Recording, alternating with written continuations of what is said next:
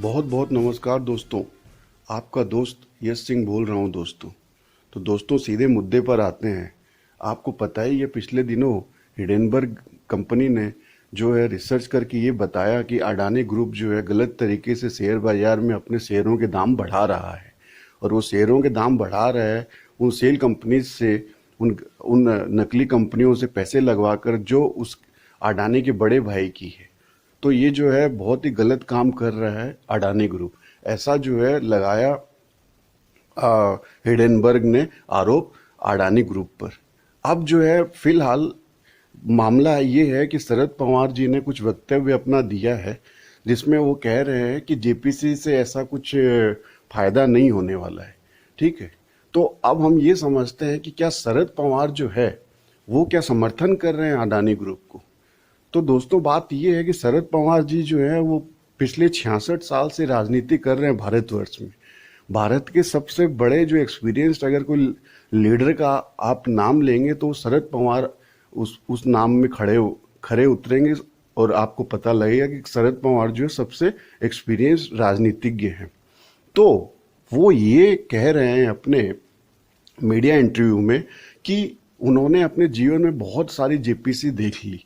बहुत सारी जेपीसी में ऐसा हुआ है कि 18-18, 20-20 साल लग जाते हैं या कुछ कम समय भी लगे तो भी जो है मामला पूरा खुल के सामने नहीं आ पाता। ठीक है, तो उन्होंने अपनी एक्सपीरियंस की बात बताई है। तो इसलिए उनके हिसाब से जो जेपीसी करना है अडानी मामले का पेज खोलने के लिए, ये जो डिमांड कर रही है विपक्षी दल कि भाई जेपीसी बैठाइए तो ये अडानी मसला खुल जाएगा, तो उनके हिसाब से जेपीसी से ये मसला खुलने वाला नहीं है। तो इनडायरेक्टली क्या है कि ये पॉइंट आउट कर रहे हैं कि भारत के जो एजेंसीज हैं जैसे ईडी हो गई, इन्फोर्समेंट डायरेक्टरेट, और आपका डीआरआई हो गई, डायरेक्टरेट ऑफ रेवेन्यू इंटेलिजेंस। तो अगर इस तरह के जो तंत्र जो है भारत सरकार के पास में, अगर इसके ऊपर में अच्छी तरीके से जांच करेंगे तो जो है इस अडानी मसले का पूरा पूरा गेम खुल के निकल के आ सकता है पब्लिक के सामने में।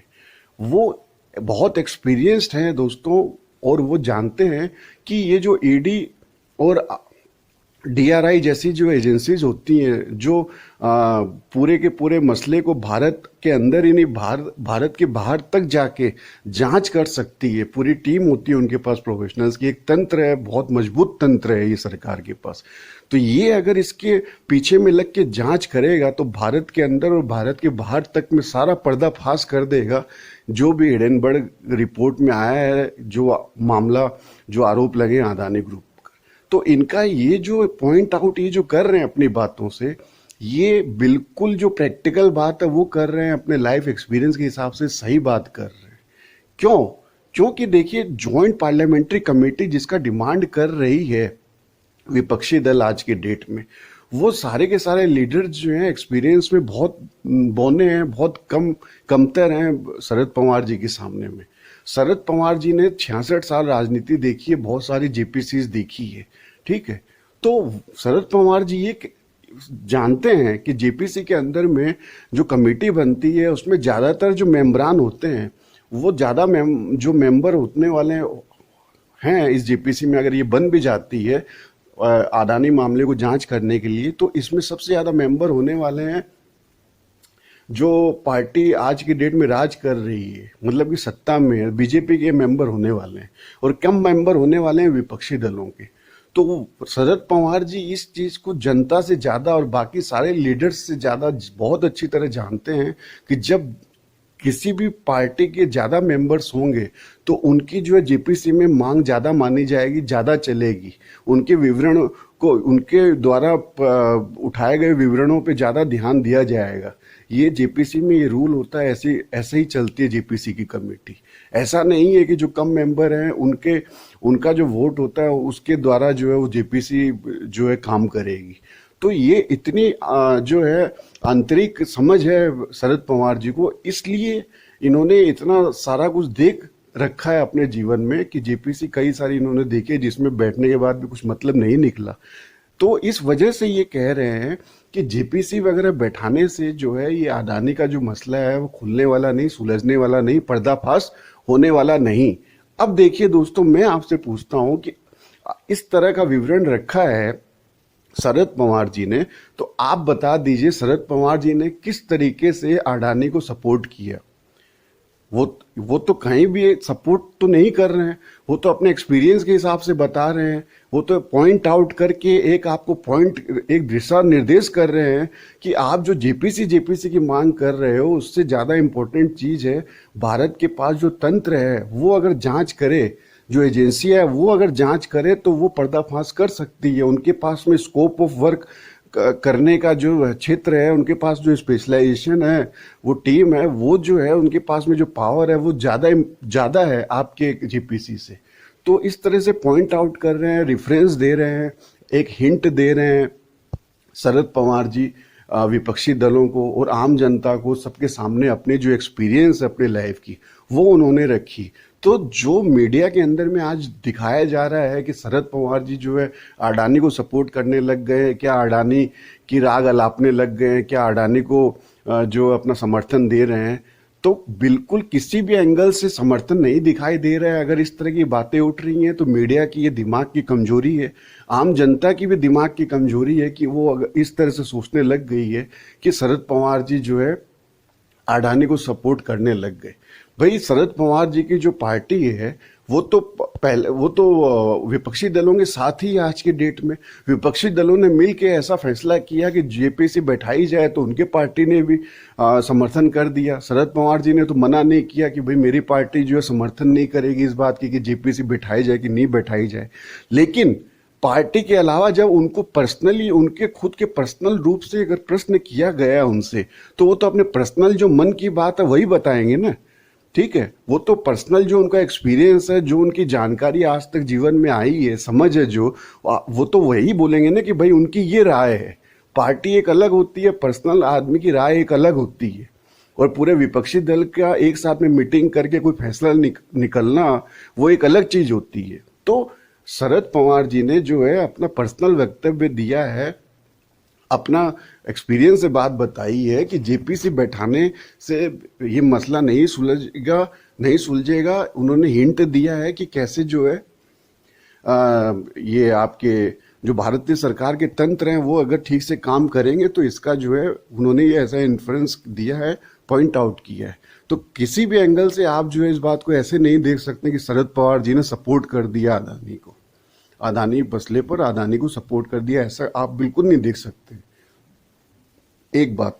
दूसरी बात, अब आते हैं कि बहुत मीडिया में, बहुत पब्लिक में, सब जगह ऐसी डिबेट चल रही है कि कांग्रेस जो है, कांग्रेस की राज्य सरकारें हैं वो अडानी को चुपचाप से सपोर्ट कर रही है कि नहीं बताइए। ये मसला सब जगह डिबेट में आपको सुनने को मिलता है कि भाई ठीक है, बीजेपी तो पूरे हर तरीके से जो है सपोर्ट कर ही रही है, लोन भी देती है अडानी ग्रुप को, फिर लोन देने के बाद में 10-10, 20-20 लाख करोड़ लोन माफ भी कर देती है कि भैया हमने जो आपको पैसा दिया हम भूल जाते हैं, आप रख लो, हमारे पब्लिक बैंकों का जो पैसा है हम नहीं आपसे वापस मांगते। फिर जो है उनको बड़े बड़े कोल के टेंडर दे देती है, उनको एयरपोर्ट उठा के दे देती है। हाँ, अंबानी जी को बगैर कुछ देश के अंदर में टेंडरिंग किए बगैर एक साथ में 4G का पूरा लाइसेंस जियो का उठा के दे देती है अपने मित्रों को। तो इस तरह की चीजें तो अब देखने को मिली, बीजेपी की मिली भगत जो है सब सामने आई है, जनता के सामने की बात है ये सब। और ऑस्ट्रेलिया और बाहर बाहर के देशों में, श्रीलंका, बांग्लादेश, ये सब जगह से भी कैसे जो है इनको टेंडर मिले अदानी जी को, ये सब में भी लगी है। तो बीजेपी और मोदी जी का तो मित्र काल वाला सिस्टम है, वो तो पूरा का पूरा हर तरीके से सपोर्ट में है ही लगे हुए अडानी ग्रुप के। ठीक है, तो ये तो हमें भी समझ में आती है कि वो तो किसी हालत में जो है जांच नहीं करेंगे हिडेनबर्ग रिपोर्ट आने के बाद भी, जहां पे हिडेनबर्ग ने पूरा तथ्यों के साथ में बता दिया है कि कहां कहां जो है गड़बड़ जाला कर रखा है अदानी ग्रुप ने। तो ये तो हुई बीजेपी की बात, लेकिन कांग्रेस की जो राज्य सरकारें हैं वो भी सपोर्ट कर रहे हैं, अंदर खाने सपोर्ट कर रही है अदानी का। ये जो बात उठती है तो दोस्तों मैं आपको एक पूछता हूं कि जो बीजेपी जो गलत कार्य कर रही है, गलत तरीके से सपोर्ट करती है अदानी ग्रुप को, तो उससे वो ग्रुप को पैसा मिलता है, वो ग्रुप जो पनपता है, बड़ा होता है, फलता है, फूलता है। और यही ग्रुप एक प्रोफेशनल तरीके से, समझ लीजिए, छत्तीसगढ़ में जाता है या राजस्थान में जाता है और वहाँ प्रोफेशनल तरीके से जो सरकार के मापदंड है उसको पूरा फॉलो करता है, ट्रांसपेरेंसी के साथ में, खुलेपन के साथ में, जो पूरे पब्लिक के सामने में सारे दस्तावेज जो है रखे जाते हैं। ठीक है, उस हिसाब से जो है, जो गवर्नमेंट का जो मापदंड है, जो मानक है, उस हिसाब से उतना इन्वेस्टमेंट करते हैं छत्तीसगढ़ में, उस हिसाब से उतना इन्वेस्टमेंट करते हैं राजस्थान में जाकर। ठीक है, तो बिल्कुल जो प्रोफेशनल तरीके से एक अदानी ग्रुप गया और इन राज्यों की सरकारों का जो सिस्टम है उसको फॉलो करके उसने इन्वेस्टमेंट किया। ठीक है, इस बात को आप कैसे कह सकते हैं कि जो बीजेपी उल्टे सीधे तरीके से सपोर्ट कर रही है अदानी को, ये दोनों चीज एक ही हो जाती है? आप कैसे बोल सकते हैं? आप दोनों बातों को कैसे एक ही तराजू में तोल सकते हैं, ये बताइए। ये तो एक पूरा का पूरा जो ग्रुप है, अदानी ग्रुप, वो अगर किसी एक राज्य सरकार के पास में जाता है और उनके सब मापदंड को पूरा प्रॉपर तरीके से, पैरामीटर्स को फॉलो करके एक प्रोफेशनल तरीके से पब्लिक के सामने एक इन्वेस्टमेंट करता है, जो पूरा खुलापन, पूरे किताबों में सब कुछ जो है अंकित होता है, सब कुछ एक सिस्टम से, जिसको बोलते सरकार के तंत्र में पूरा ओपन तरीके से जो चलना चाहिए वैसा चलता है, वो चीज, और बीजेपी का गलत सही तरीके से सपोर्ट करना अडानी को, वो चीज, इन दोनों चीजों को आप एक तराजू में कैसे तोल सकते हैं? आप ऐसे कैसे बोल सकते हैं कि कांग्रेस जो सपोर्ट कर रही है? देखिए, मैं आपको दूसरी बात और एक बताता हूं कि जबरदस्ती अगर एक कोई भी ग्रुप है, अगर पूरा मापदंड, मानक सब कुछ फॉलो कर रहा है, पैरामीटर्स फॉलो कर रहा है किसी भी राज्य में जाके, किसी राज्य सरकार का, फिर भी अगर वो राज्य सरकार जबरदस्ती उसको जो है इसलिए खारिज कर दे कि भाई हम आपको नहीं देंगे ये जो कॉन्ट्रैक्ट है, ठीक है, तो इस बात पे जो है लीगल केस बनता है उस राज्य सरकार के ऊपर में, उस कंपनी के द्वारा, कि भाई ये जो कार्यक्रम है, जो भी बिजनेस एक्टिविटी जो होनी है इस राज्य में, ठीक है, जो टेंडरिंग निकली है, इसका हम सारा कुछ मानक जो है पूरा फॉलो कर रहे हैं, पूरा पैरामीटर्स जो है हम पूरा का पूरा निभा रहे हैं, और हम पूरा मापदंड मान रहे हैं, उसके बावजूद जो है जबरदस्ती का हमें ये राज्य सरकार इन्वेस्टमेंट नहीं करने दे रही है। अगर इस चीज को उठा के सुप्रीम कोर्ट में अगर अदानी ग्रुप ही चला जाए, ठीक है, तो क्या अदानी ग्रुप की जीत नहीं होगी वहां? क्या कानून के हिसाब से जीत नहीं होगी वहां पर? राज्य सरकार जो है जबरदस्ती का किसी भी ग्रुप को उठा के नहीं मना कर सकता है, जब वो सब कुछ एक तरीके से फॉलो कर रहा है, पूरे जो सरकारी सिस्टम है उसको सबको मानते हुए चल रहा है, और फिर जो है प्रूव होता है कि हाँ वो बिल्कुल तरीके से जो है अपना वहाँ पे जो टेंडरिंग वगैरह है वो प्रोसेस करके और वो काम करने वाली है वो कंपनी, तो उसको जबरदस्ती उठाकर जो है वो नहीं बंद कर सकती है वो आपकी राज्य सरकार। तो अगर इन सब को फॉलो करते हुए अदानी ग्रुप ने इन्वेस्टमेंट कर लिया छत्तीसगढ़ में, अगर कर लिया राजस्थान में, तो इस बात से आप ऐसा कैसे कह सकते हैं मीडिया में या लोग कि अशोक गहलोत जी सपोर्ट कर रहे हैं अदानी का? आप कैसे कह सकते हैं कि भूपेश बघेल जी जो छत्तीसगढ़ के मुख्यमंत्री हैं कांग्रेस सरकार में, वो जो है सपोर्ट कर रहे हैं अदानी जी का? बताइए आप। सपोर्ट तो बीजेपी कर रही है, गलत तरीके से, हर तरीके से जो है फायदा पहुंचा के अपने मित्र के रूप में सपोर्ट करना वो कर रही है।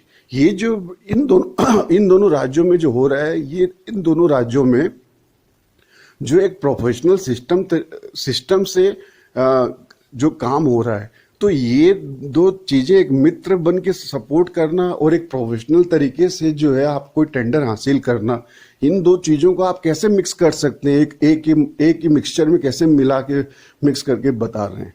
तो ये पब्लिक को भी समझना होगा, मीडिया को भी समझना होगा, सबको समझना होगा कि किसी भी हालत में न तो शरद पवार के वक्तव्य से आप ये कहिए कि भाई वो शरद पवार सपोर्ट कर रहे हैं अडानी जी को, न ऐसा आप कह सकते हैं कि छत्तीसगढ़ और राजस्थान में अदानी ग्रुप ने इन्वेस्टमेंट किया प्रोफेशनल तरीके से जाके और सब कुछ पैरामीटर्स फॉलो करके, तो आप ये कहने लग जाएंगे कि कांग्रेस जो है सपोर्ट कर रही है।